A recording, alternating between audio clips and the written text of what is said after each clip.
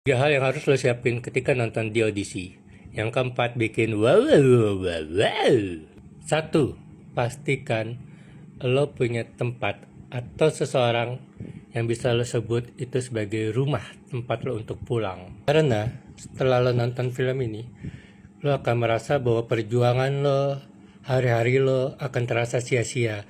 Karena lo ujung-ujungnya tuh nggak punya tempat untuk yang bisa lo sebut sebagai rumah. Sedih.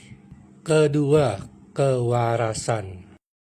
Film ini tuh berasa kayak delulu, berasa kayak lagi di mimpi.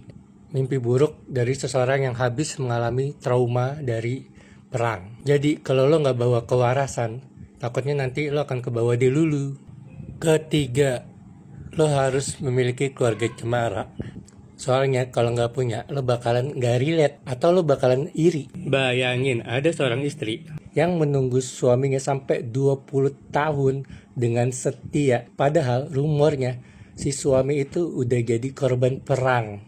Dan udah banyak laki-laki yang ngantri buat gantiin peran suaminya. Tapi dia tetap setia nunggu. Terus ada seorang anak yang dibesarkan tanpa peran bapaknya, yang gak kenal bapaknya, masih berusaha mencari, masih berusaha mengakui keberadaan bapaknya dalam hidup. Belum lagi seorang suami yang bertahun-tahun tersesat dalam hidupnya, masih kepikiran anak istri, masih kepikiran buat pulang. Dan ketika pulang masih diterima oleh keluarganya. Gimana nggak keluarga cemara nggak tuh?